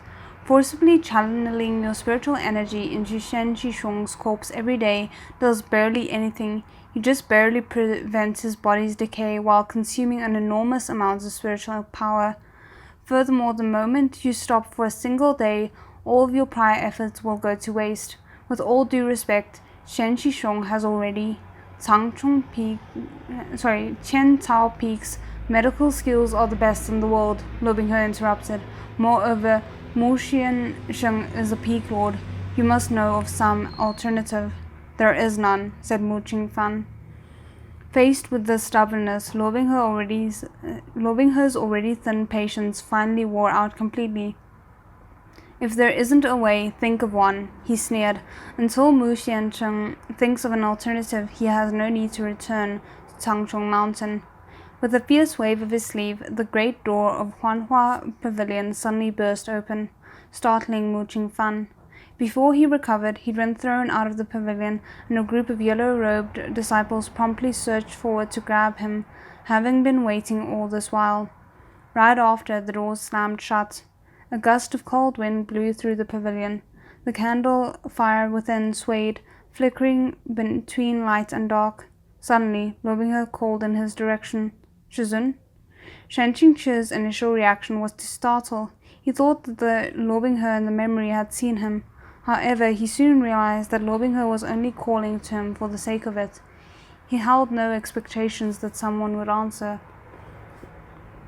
Only after standing in the entryway for a while did Lo Binghe slowly walk towards Shen Qingqi. He sat on the side of the platform and tied up the curtain anew, then stared at the body's face in a daze. This daze lasted for a long period of time. Shen Qingqi stood there with nothing to do, to the point that it became unbearable. He shifted his weight back and forth, then, unable to take it any longer, also went to the platform. As Lo Binghe stared at his corpse's face, Shen Qingqi stared at Lo Binghe's. They stared and stared until Lo Binghe reached out and slowly unfastened the sash of the corpse's robe. The leg with which Shen Qingqi was crouching suddenly buckled a little. Words like "the scene was too beautiful to behold" really didn't suit this moment, because the corpse upon the sitting platform really didn't look that great. From the neck down, it was wholly mottled and discolored, liver mortis. Oh, I need another pillow and I don't have one, and that's frustrating. Lo Binghe removed his outer robe. His own outer robe, just to clarify. Then, like he was handling a large doll, he pulled the corpse into an embrace so that they were pressed skin to skin. If a stranger saw this, they would definitely either be frightened out of their wits, or they would find the whole thing overwhelmingly disgusting, and a selection of nasty words would come to mind. But in reality, Lo Binghe only held the corpse. He didn't touch it in any improper sort of way. Lo Binghe's jaw pressed against the dark crown of Shen Qingqi's hair. One of his hands slid down the curve of his spine, gently caressing it.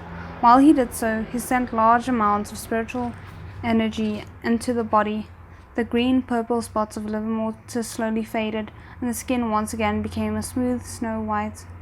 This position and these movements both pulled gently at the strings within Shen Qingqi's heart.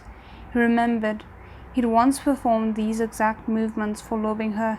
It had been a night not long after Lo Binghe moved into the bamboo house.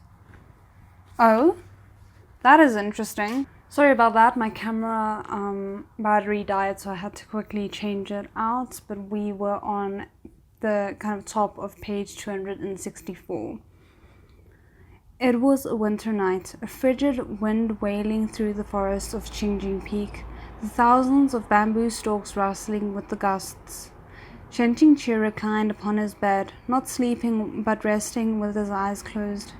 As he rested, from the small world on the other side of the screen, there came quiet, restrained creaking. It was as if the person was tossing and turning, unable to fall asleep. Then the sounds of restlessness shifted abruptly, ceased, and someone lightly got off the bed, lifted the curtain, and exited the bamboo house. What was Lo Binghe doing, slipping outside in the middle of the night instead of sleeping? Shen Qingqi didn't recall this period of the plot having an adventure that required sneaking outside during the wee hours of the morning. Curious, he also rose. His cultivation was on a different level than Lo Binghe's, and his movements were both light and swift.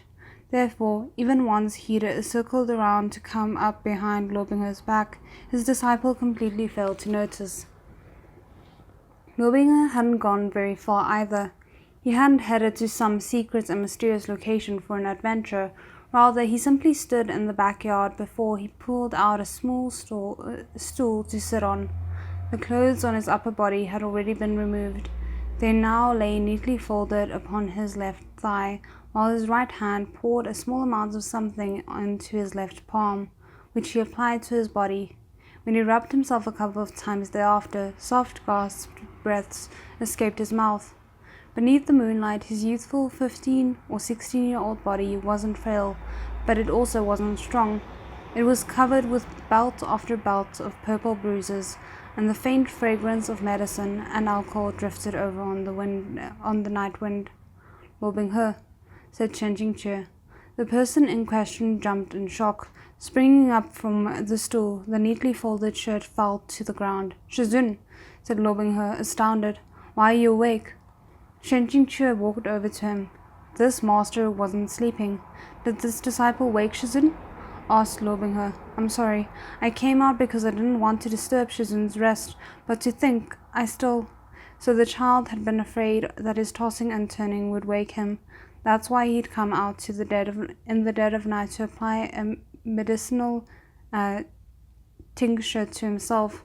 The pain must have been truly overpowering. "Where did the injuries come from?" asked Chen Jingque. "They're not a problem," said Lo Bing-he. "It's just that recently this disciple failed to properly conduct his cultivation training, so he needlessly ended up with more injuries than usual." Is this the reference that we got during Shang Qinghua's chapter where they were like, oh, Lo Bing-he was beat up, and then Shen Jingque took out his anger on the disciples from Baijiang Peak's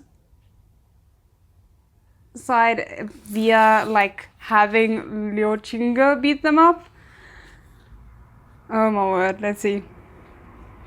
Shen Jingque looked closely at those injuries. Baijiang Peak picked on you again, didn't they? Lo Bing-he didn't want to say yes, but he was also unwilling to lie. The more Shen Jingque regarded his silent appearance, the angrier he became. "What did the master teach you before? If you can't beat them, run. And did you do that? But if this disciple did that, wouldn't he lose a great deal of face for Qingjing Peak? Hitting people just because they feel like it? What's the difference between Baijiang Peak and the common thug and bullies down the mountain? In all seriousness, exactly which of us has a lost face? Is it Qingjing Peak or Baijiang? This master is off to look for Liu Qingge this instant. There are 365 days in a year. If he took just one of them to discipline his juniors, they wouldn't be so barbaric." "Yes, go sort it out." Lo Bing-he grabbed him. "Shizun, you mustn't. If Shizun ends up quarreling with Liu Shishu again because of this disciple, then he, unable to restrain Shen Jingque, his legs went limp. When Shen Jingque stopped, he quickly added, "Besides, these aren't all from my Baijiang Peak Shidi. I injured myself more getting knocked around during cultivation training. That's why it looks so awful." At the sight of his agitation, Shen Jingque let out a sigh.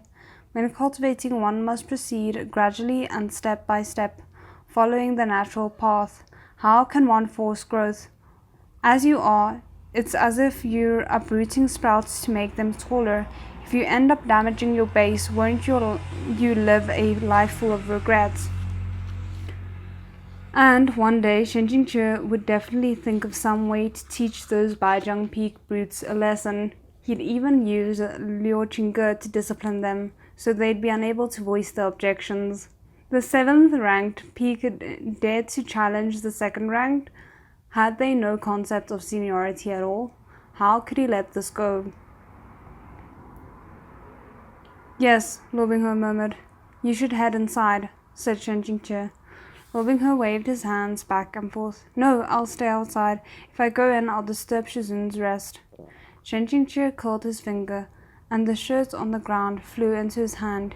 He took it out and draped it over Lo Bing-he. He shook it out and draped it over Lo Bing-he's shoulders. "What rest? Now that the master has seen you, how can he allow you to stay alone outside while braving the cold wind?"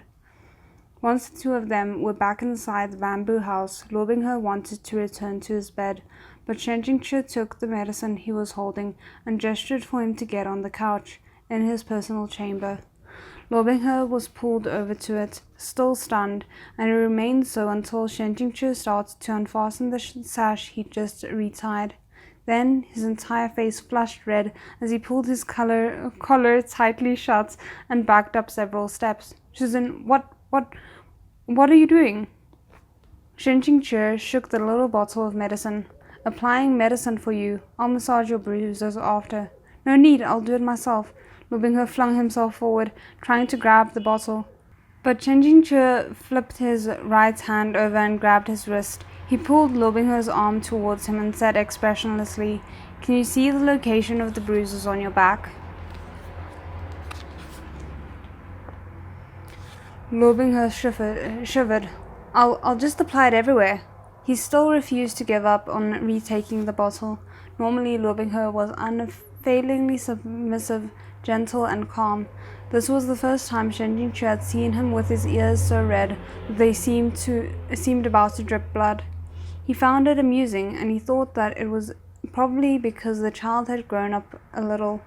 Thus, he now felt that being beaten was shameful, and having his master apply medicine for him because of that was even more shameful. Though Shen Jingche was secretly laughing in his heart, his face remained solemn. Nonsense, he scolded him.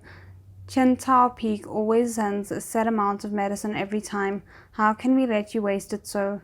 Luo Binghe couldn't even manage to say this disciple anymore.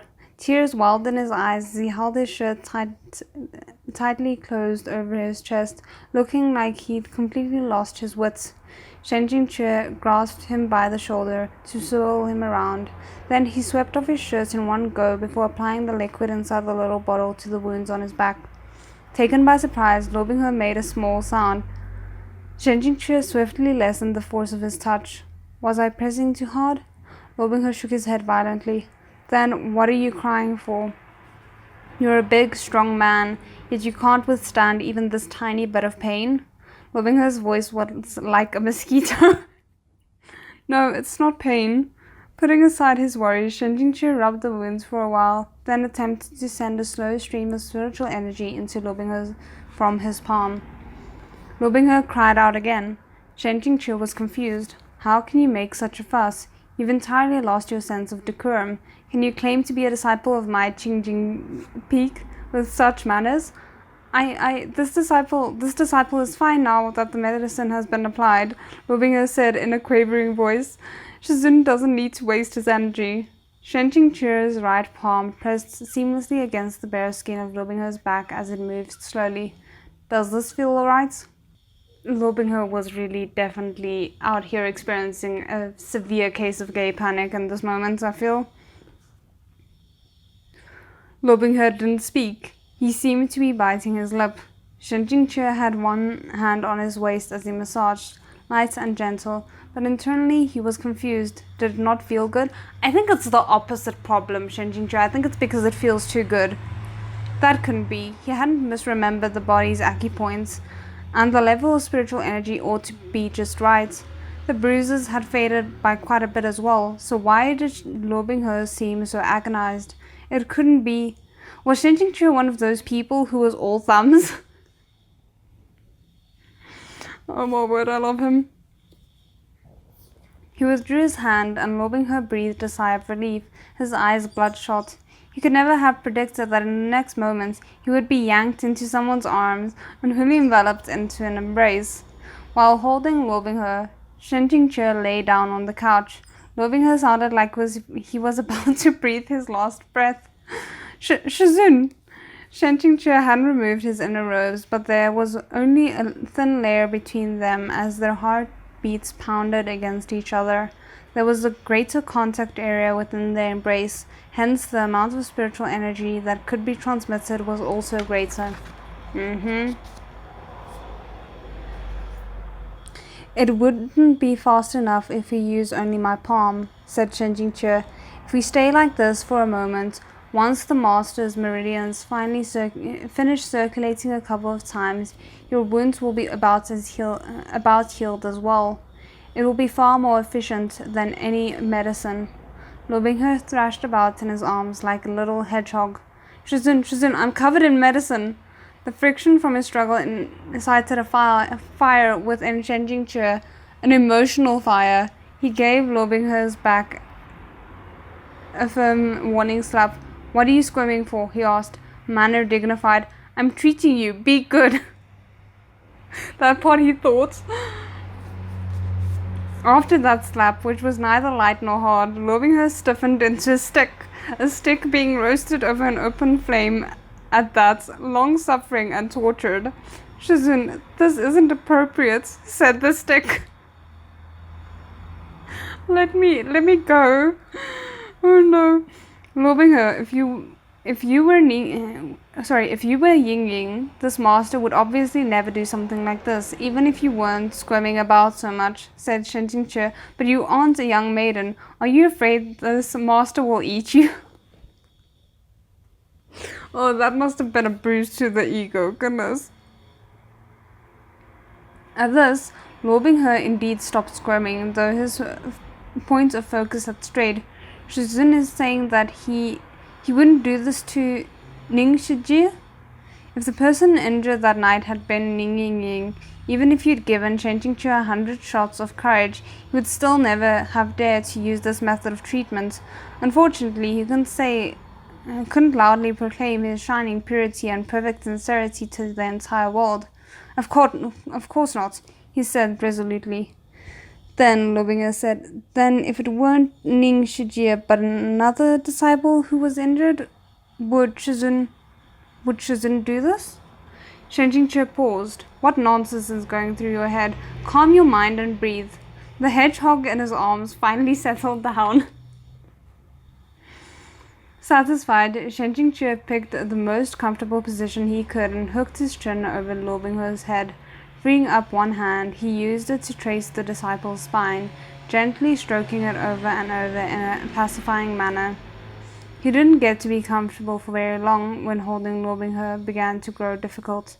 The youth was boiling hot, as if he'd just emerged from a steamer.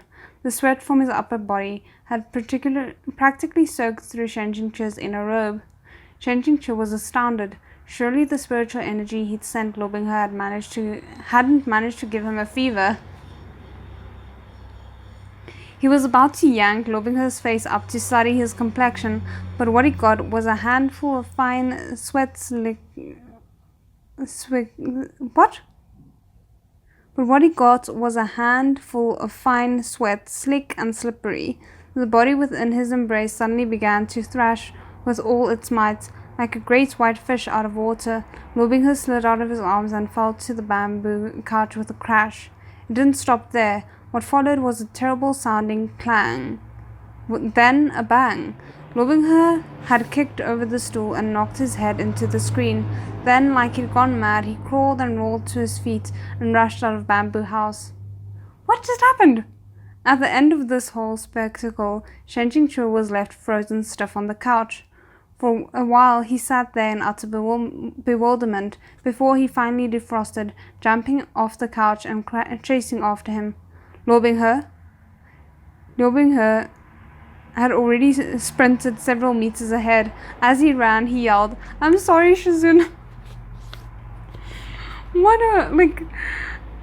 I'm glad we're getting this in the extras, but I'm kind of sad that we didn't get more of these kinds of interactions earlier on, because they're just hilarious. Then Shen Jingque's expression was dark with dismay. "What are you sorry for? Get back here already." On the night wind came a distant, teary voice. "I can't, Shizun. I can't see you right now. Don't come near me. Absolutely don't come near." What on earth had possessed him? Logically, Shen Jingque's cultivation outstripped Lo Binghe's by quite a bit, and he was categorically faster as well, but whether due to an adrenaline rush on Lo Binghe's part or some other factor, he simply couldn't catch up. The two of them dashed along the roads while shouting at each other. Within a few moments, the entirety of Qingjing Peak had been jolted awake. Lamps everywhere lit up in twos and threes. A herd of disciples carrying lights flocked together in great numbers. Who's yelling so loudly this late at night, disturbing the tranquility of Qingjing Peak? That voice sounds like Shizun. Nonsense, how could Shizun do something so uncouth? The last voice had yet to finish when Chen Qingque flew past them like a gust of wind, face expressionless. For a moment, everything was utterly silent. Honestly, with the way that they're behaving, I'm shocked that no one picked up on it sooner.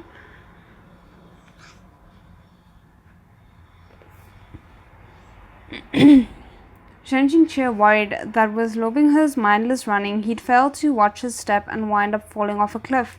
He took a deep breath and yelled, "Ming Fan, stop him, stop Lo Binghe." Ming Fan had just thrown out on an outer robe and was walking over with a lantern. He stared at the sight and gasped. That bastard Lo Binghe was sprinting away, full of terror, while Shizun chased after him, roiling with murderous intent. The scene, everything had finally returned to normal. Oh, far from it, good sir, far from it. Ecstatic, he yelled, "Shizun, this disciple will assist you. We'll grab that brat and teach him a lesson. Come, Mashidi, get him." While disciples rushed over from all directions, Chen Qingque finally caught up to the wild, runaway horse that was Lo Binghe. But before he could grab the kid by the collar and pick him up, Lo Binghe refused to submit and threw himself forward with all his might. With a splash, water sprayed everywhere. Lo Binghe had hurled himself into a clear, tranquil pond on Qingjing Peak. With this action, he seemed to have hurled himself into clear-headedness. His entire body now soaked in cold water, he finally stopped moving. "Calm down yet?" asked Chen Qingque. Lo Binghe ducked his head down hard, then raised both hands, covering his face with them. Meanwhile, Ming Fan was so moved that tears were streaming down his face. A Lo Binghe drenched in cold water, shivering and looking like he'd been viciously beaten. A Shizun with his arms crossed, standing across from him with a chilly smile. Ah, such a warm, familiar scene. Ah, such a nostalgic sight. A group of disciples surrounded Lo Binghe while whispering to one another. Lo Binghe was still within the pond, silent with his hands over his face. I feel so bad for him. As a girl, Ning Ying always needed more time to dress and comb her hair, so she arrived late. The moment she did, she was greeted with the sight, and she blurted out in shock, "Alua, why are you sitting in a pond? Who was bullying you this time? Shizun, what happened here?" Chen Qingque was silent before he said coldly, "This master also wishes to know exactly who is at fault and what is going on." Lo Binghe shook his head, face still covered. No one's to blame and nothing happened. Chen Qingque stood at the edge of the pond for a while, then suddenly sighed. "Get up. What are you doing still sitting there?" Lo Binghe continued to shake his head. "No, Shizun, I'll stay here. Just let me stay here for a while." It was winter and it was freezing. There might not have been snow, but if Lo Binghe was allowed to stay in the icy pond like this for a whole night, did he want to die? Chen Qingque lifted his hem, ready to enter the water and pull him out. "Shizun, don't come in," Lo Binghe said hastily. "The water is cold and dirty. Don't get wet." Chen Qingque had already waded through the water to his side, crossing the distance of 3 steps in 2. There he stared down at him severely. Lo Binghe's head drooped even further. He didn't dare meet Chen Qingque's eyes and instantly sank himself deeper into the water. "I feel so bad for him, oh my word." "Do you need this master to help you out too?" asked Chen Qingque. Lo Binghe was silent, then said, "Shizun, just let me stay here by myself." Chen Qingque was at the end of his rope with this kid. He steadied himself, then suddenly turned to Qingjing Peak disciples who were watching them. "What are you looking at?" he asked sternly. "Disperse and return to your rooms. Go to sleep." The group jostled back and forth, but still they loitered, unwilling to leave. "You'll wake at 3 for morning classes," said Chen Qingque. "Anyone who's late will be copying scrolls 100 times. 3? But it was already past 1 in the morning. Copying scrolls, and 100 times?" The moment these words left his mouth, the shore of the pond emptied of people like clouds swept away by the wind. There we go. Once Shen Qingque was sure no one was watching, he turned around and stooped down, moving to lift Lo Binghe under his back and the crook of his knees. Realizing what he wanted to do, Lo Binghe acted increasingly like a great white fish, hiding and splashing within the water. Shizun, don't do this, don't do this. Shen Qingque was sprayed with a face full of water. His robes were thoroughly drenched. He wiped his face with a sleeve. Haven't you kicked up enough nonsense tonight? When Lo Binghe no longer dared move, Shen Qingque steeled himself and lifted Lo Binghe up and into his arms. A little heavy. Having muttered that in his heart, Shen Qingque carried Lo Binghe back in the direction of Bamboo House. Halfway there, Lo Binghe suddenly spoke from his arms with a pained expression. Shizun, I'll return to the woodshed. Lo Binghe, exactly what has gotten into you tonight? Shen Qingque said severely. Being all timid and evasive, even running away with all your might. An outsider who didn't know what was going on would imagine that the master has done something unforgivable to you. Or it's that Lo Binghe wishes the master would do something unforgivable to him. Let's put it like that.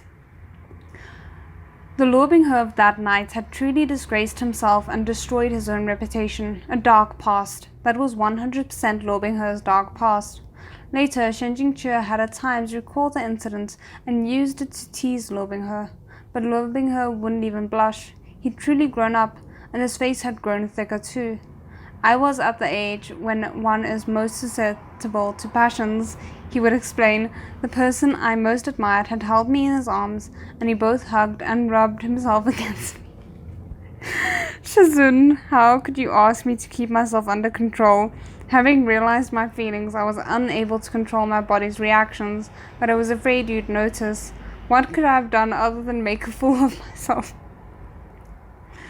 When he recalled Lo Binghe saying those words, along with how his face had revealed some rarely seen hints of genuine shyness, Shen Qingque couldn't help but smile. He smiled and smiled, but then he couldn't anymore. He dared not think about how the Lo Binghe before him was feeling now, as he held Shen Qingque's body in his arms. This dream realm which Shen Qingque couldn't leave was both drawn out and monotonous, exactly how Lo Binghe's life at Tuanhua Palace had been. Lo Binghe spent over half the hour of every day huddling inside the frigid Tuanhua Pavilion. He even brought all his documents inside to deal with them there. Shen Qingque rarely got to see Lo Binghe working so seriously. Most of the time, Lo Binghe's behavior in front of him was a little odd, like a lovesick young girl from head to toe, and when Lo Binghe was handling important demonic affairs, Shen Qingque consciously practiced avoidance. Making sure not to disturb him. On the occasion he intruded, Lo Binghe immediately lost interest in his work, throwing aside the heaping mountains of documents upon his desk in favor of appealing to Shen Qingque as he acted all lovable and obedient. To think that it was only inside the dream realm that he could carefully observe what Lo Binghe was like when he was alone and diligently handling official business. Shen Qingque took to sitting next to Lo Binghe's desk, where he would marvel as he stared at that quiet, serious side profile. Lo Binghe would slightly frown, reading 10 lines at a glance, his brushstrokes swift and accurate. The instructions he left were comprehensive yet concise, his ink sparingly used. In short, he worked with a level of gravitas that could scarcely be believed. He also kept up his old habits of cooking every day, exquisite snacks in the morning, 4 side dishes with the soup at noon, and a bowl of congee in the evening. Snow-white rice, deep green scallions, light yellow shredded ginger. It was the same as the first bowl Lo Binghe had ever made for him. It would be poured inside a snowy porcelain dish, and once the drifting steam faded, Lo Binghe would personally arrange everything inside a lunch box, which he would deliver to the pavilion. Even without anyone to appreciate his efforts, he insisted on making everything just like how he had on Qingjing Peak. It was as if he was waiting for the day Shen Qingque would suddenly awaken and open his eyes. That way, the food would be available straight away, and he wouldn't need to wait. Thank you for torturing me, MXTX, because my heart genuinely needed that, obviously. But I am gonna end it here for today. I hope you guys enjoyed it. We only have another 100 pages to go, so I think if all goes well, when I get back after the holiday, we should be able to finish this up in just 1 week. So I hope you guys will have enjoyed this. Let me know what you thought, and otherwise I'll see you guys next week back for a live read along. 再见。